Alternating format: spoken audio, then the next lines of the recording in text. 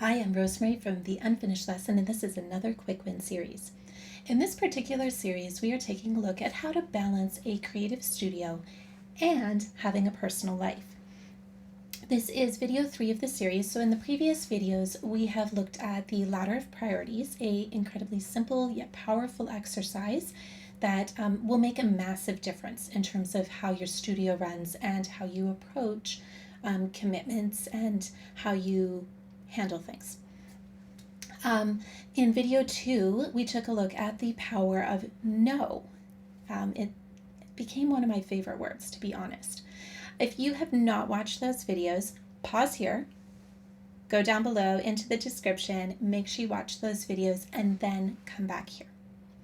In this third video of the series, we're going to take a look at some studio dilemmas. So I've touched on this a little bit in the previous video. Sometimes it's hard to know what to do. Or if it's not so much that we don't know what should be done, it's hard to commit to doing it. Okay? And this can range from all sorts of stuff.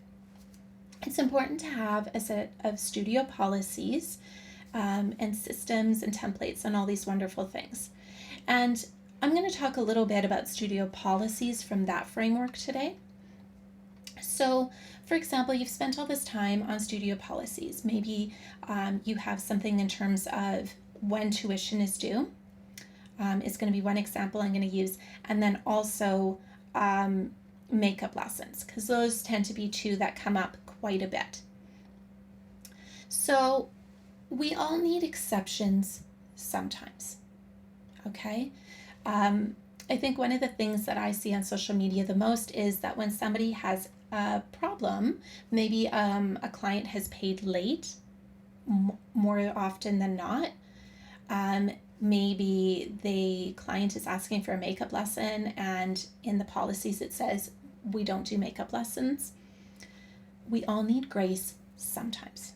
Okay, I'm just going to put that out there. I am a firm believer that we do need to stick to our studio policies, because if we make too many exceptions, then we may as well not have studio policies. It's just a free-for-all. Our clients get to do whatever they want, and we're just at the whim of whatever we get told is going to happen.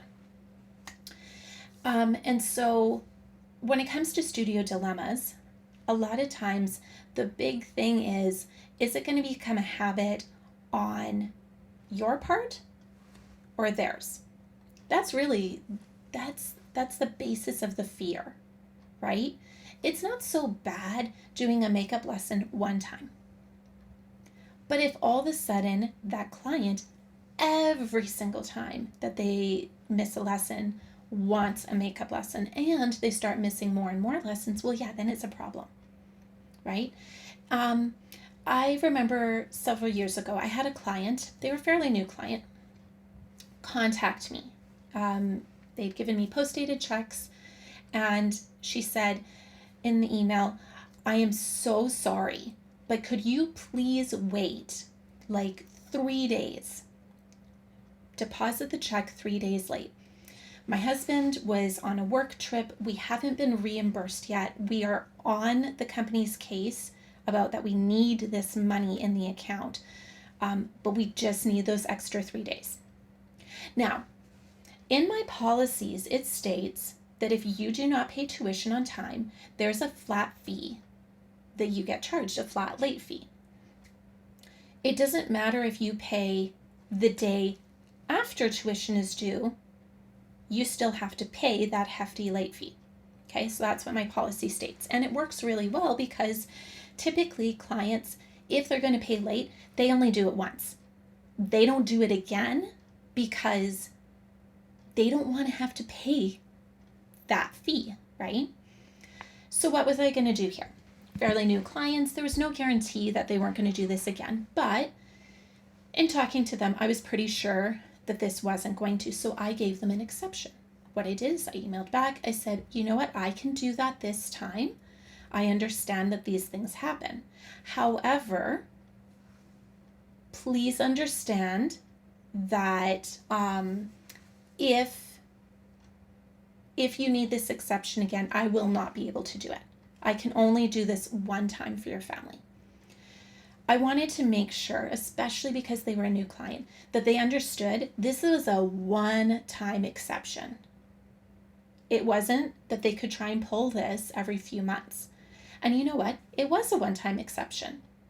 I deposited the check on, the few days late. I didn't charge the late fee, even though I could have. But I decided to give grace in this situation. Okay. When it comes to makeup lessons, so for example, I have group lessons in my studio, but I also have a student that is in grade 11. And then I have a lot of younger students, and there's quite the gap. And so she was doing the group lessons, but once it was just a senior high student, she'd kind of said, you know what? I mean, like the group lessons are fine and everything, but because I'm the oldest one, okay, you know what? There's a dilemma. Those group lesson weeks, I use them for presenting at conferences, for having extra admin time to get things done during the school year. So if I'm going to be teaching her regularly, then it kind of takes away from the purpose of those group lessons on my side of things. For my students, it's a chance to build community and to get together and do fun stuff, but on my side. So what was I going to do, right? Here's the dilemma. Well, we do asynchronistic lessons that week, all the group lesson weeks. So she knows that by a certain date, she needs to send me videos of everything she's working on, and I'm going to record a video giving her feedback and letting her know what her next steps are. What I will also do is I will give her some music lab assignments. Typically it's like a couple digital escape rooms, something that she can do so that she gets a break from the regular schedule. I get a break from the regular schedule. But they're still getting value for their tuition, right? So this was an exception. All right. So in terms of these studio dilemmas, right? So I've given you two examples, tuition and also makeup lessons.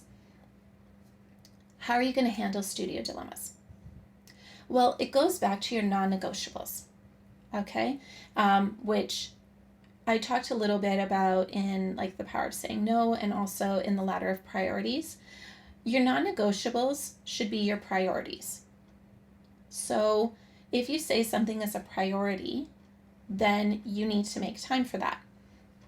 So any dilemmas that you face, take them back to your ladder of priorities. Take them back to those two questions I talked about in the power of no. It doesn't mean that we can't ever make exceptions or we can't ever tweak things. We just want to make sure it doesn't become a habit on our part, which is why those two questions from video 2 are so important, or that it becomes a habit on our client's part. If you're going to make an exception or if you're going to tweak something, then go back to your priorities and decide what is a solution that works for you that doesn't mean you have to compromise, right? So these makeup lessons that I was saying, for my student that she's not going to attend the group lesson, normally those lessons are forfeit because I understand the situation and she has a point, right? She doesn't have necessarily peers to be having a group lesson with. So I came up with a solution that gives me what I need from those group lesson weeks, but also gives her something that she can do that's interesting and engaging. All right, so before you go on with the rest of your day, in the comments below, let me know what are your non-negotiables when it comes to your studio decisions. Okay? And then once you've done that, I hope you have an incredible day, and I'm looking forward to seeing you in the next video.